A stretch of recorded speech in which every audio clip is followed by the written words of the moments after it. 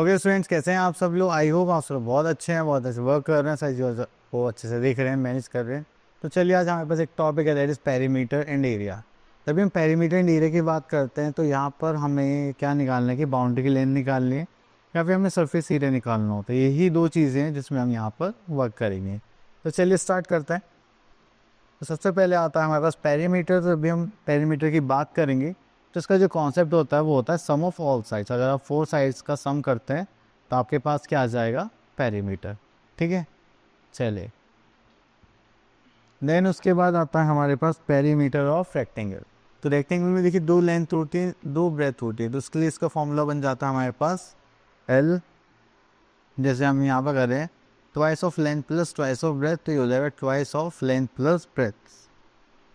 चलिए उसके बाद आता है यहाँ पर पेरीमीटर ऑफ रेगुलर शेप्स। तो रेगुलर शेप्स में देखेंगे तो यहाँ पर आता है पेरीमीटर ऑफ स्क्वायर, जिसमें हमारे पास 4 साइड्स क्या हैं, इक्वल है। ठीक है, चलिए तो यहाँ पर देख लेते हैं हम लोग perimeter equals to twice of length plus breadth. ठीक है, next we are having perimeter of equilateral triangle. Equilateral triangle की बात करेंगे तो यहाँ पर हमारे पास आ जाएगा, ठीक है, just like A B C. तो यहाँ पर आ जाएगा ए, तीनों साइड्स इक्वल है तो हम यहाँ पे क्या निकालेंगे, दैट इज 3 इंटू साइड्स। तो चलिए यहाँ पर आता है हमारे पास एक्सरसाइज 12.1 एंड यहाँ पे देखेंगे find the perimeter of each of the following figures. तो चलिए यहाँ पर हम एक क्वेश्चन ले लेते हैं, दिस वन, फोर्थ पार्ट।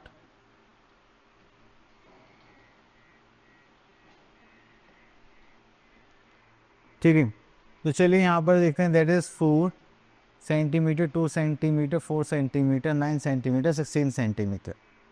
तो चलिए इस फिगर को देखते हैं। यहाँ पर हम निकाल लेंगे पेरीमीटर।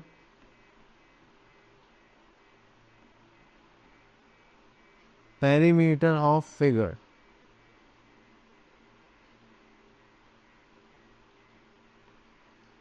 पेरीमीटर फिगर निकालेंगे तो हो जाएगा 1, that is 4 centimetre plus 2 centimetre plus 4 centimetre plus 13 centimetre plus 9 centimetre plus 16 centimetre.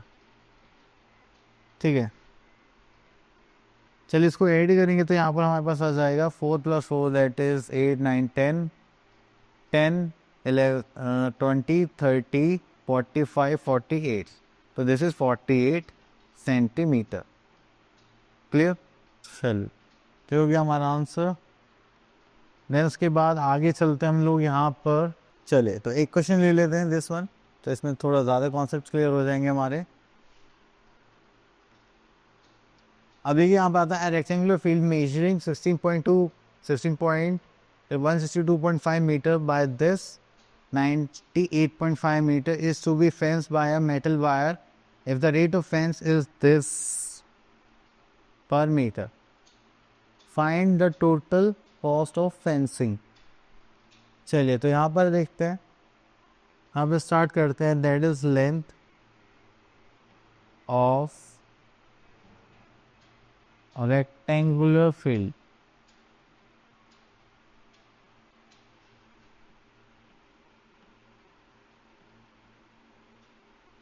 ठीक है, एंड दैट इज 162.5 मीटर।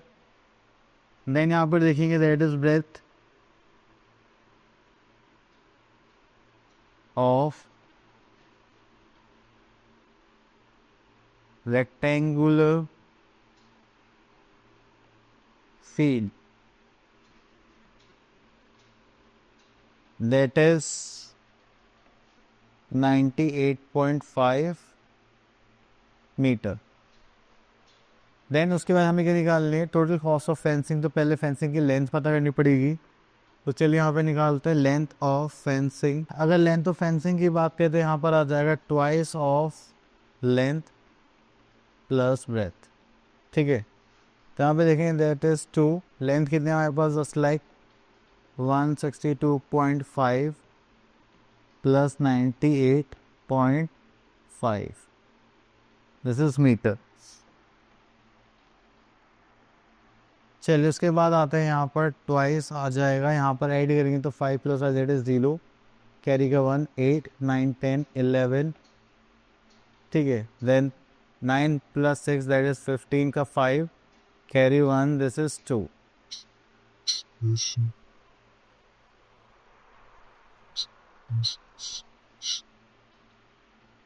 तो ये हो जाएगा 2 1 2 5 2 10, कैरी का 1 2 4 दिस इज 5, तो दिस इज 502 मीटर, ठीक है। चलिए उसके बाद हमें कॉस्ट निकालनी है, तो कॉस्ट निकालते हैं हम यहाँ पे, कॉस्ट ऑफ 1 मीटर फेंसिंग।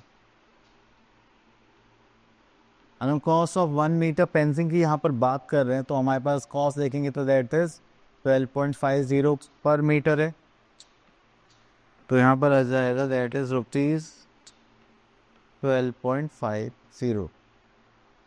अगर आप यहाँ पर देखेंगे तो जो हमारे पास टोटल लेंथ है तो उसकी निकाल लिया अब हमें, तो cost of 502 metre fencing is कितना होगा, जस्ट लाइक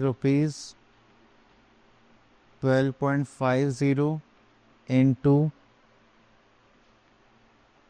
502,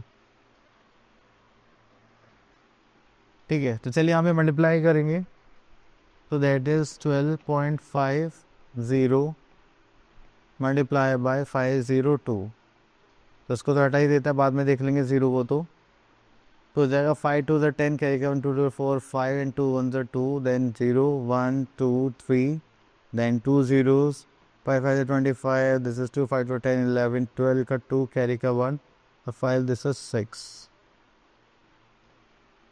ठीक है। चलिए तो हो जाएगा 0, यहाँ पर हो जाएगा आपका 5, यहाँ पर हो जाएगा आपका 7, this is 2, this is 6 and यहाँ पर आ जाएगा 0, ठीक है। चलिए तो यहाँ पर 2 से पहले डेसिमल था तो हमने भी लगा लिया, दैट इज 6275। हमारे पास कॉस्ट कितनी आ गई, दैट इज ₹6275, ठीक है। That is our answer. तो इसी टाइप से आपको ये सारी चीज़ें पूरी करनी है। ओके, तो यहाँ पे गिवन है the perimeter of triangle 97 centimetre, two sides of a triangle is this and this, find the third side. तो देखिए पेरीमीटर ऑफ ट्राइंगल की जब भी हमने बात करी है तो इसमें फॉर्मूला होता है सम ऑफ ऑल साइड्स, ठीक है। तो पेरीमीटर ऑफ ट्राइंगल, और ट्राइंगल में कितने साइड्स होते हैं, just like A plus B plus C. इसको करेंगे तो हमारे पास कितना हो जाएगा, पेरीमीटर कितना हमारे पास, दैट इज 97 सेंटीमीटर, ठीक है। उसके बाद ए कितना हमारे पास, just like 28 centimetre, then B is 35 centimetre and C is C. चलिए उसके बाद यहाँ पर आ जाते हैं, इसको सॉल्व करते हैं, ऐड करेंगे तो दैट इज तो 5 6 सेंटीमीटर प्लस सी, ये प्लस हो जाएगा तो क्या हो जाएगा माइनस, तो हो जाएगा 97 माइनस 63 इक्वल्स टू सी, तो हो जाएगा 4 and this is 34 centimetre equals to C, clear. चलिए तो ये हो गया हमारा टॉपिक, और आ गई हमारी थर्ड साइड, ठीक है। तो चलिए आपको इसी टाइप से टॉपिक करना था। अब आ जाता हूँ अपने नेक्स्ट टॉपिक की तरफ, दैट इज़ एरिया। तो जब भी हम बाउंड्री की बात करते हैं तो पेरीमीटर निकालते हैं, जब भी हम इंटरनल पार्ट की बात करते हैं तो हमें क्या निकालना है, एरिया। तो चलिए एरिया निकालने के लिए हमें कोई भी एक छोटा सा फॉर्मूला नहीं है कि एक ही फॉर्म में सारा हो जाए, जैसे पेरीमीटर में था सम ऑफ ऑल साइड्स। तो इसमें हम क्या करेंगे, बेसिकली हमें यहाँ पर एरिया पे कुछ फॉर्मूलेज होंगे वो याद करने पड़ेंगे, या फिर हमारे पास अगर स्क्वायर फिगर्स गिवन है तो हम नंबर ऑफ स्क्वायर्स काउंट करेंगे, देन उसके बिहाफ पर एरिया लिखेंगे यहाँ पर, ठीक है। चलिए अब देखिए जैसे यहाँ पर बोला गया है तो ये हमें यहाँ पर स्क्वायर शीट्स गिवन है, तो अगर आपको ध्यान से दिख रहा होगा तो यहाँ पे एक ट्राइंगल फॉर्म हो रहा है जस्ट लाइक दिस वन, ठीक है।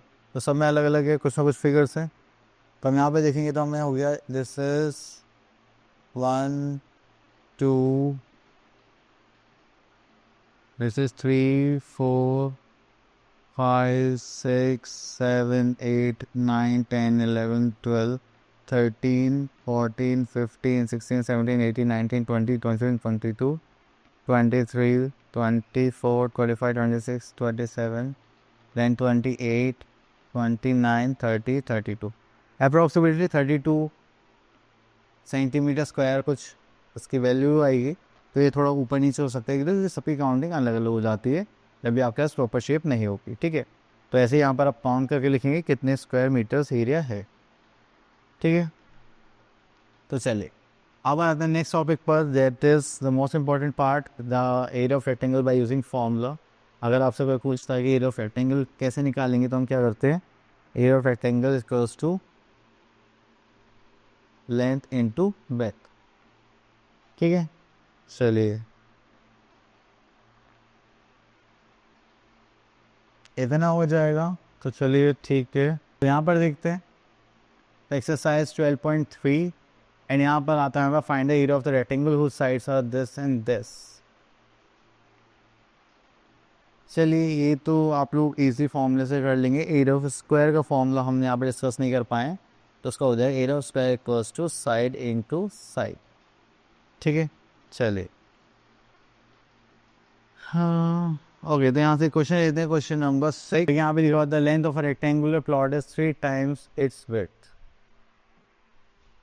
चलिए तो यहाँ पे ले लेते हैं हम, लेट द width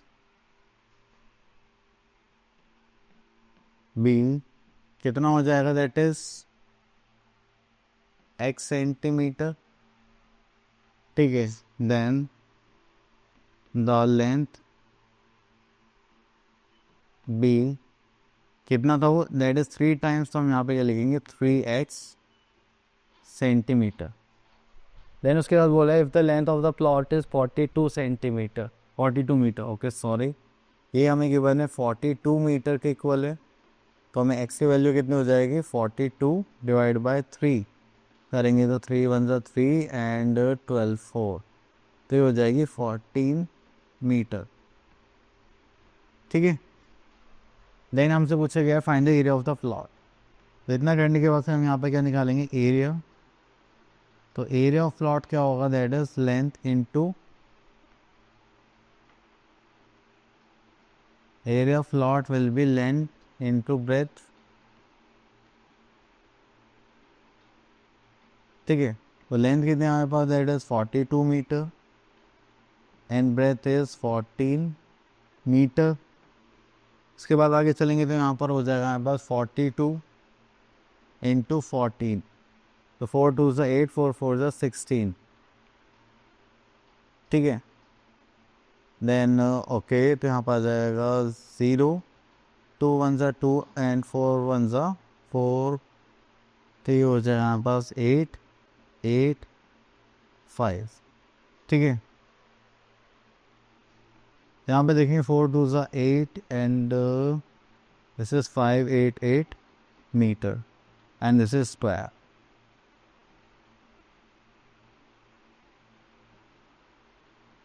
ठीक है, चलिए इतना करने के बाद फिर हम आगे चलते हैं। चलिए ये टॉपिक हो गया फिनिश, आई होप आपको ये अच्छे से क्लियर हो गया होगा। अब मिलते हैं नेक्स्ट वीडियो में, तब तक के लिए ऑल द बेस्ट।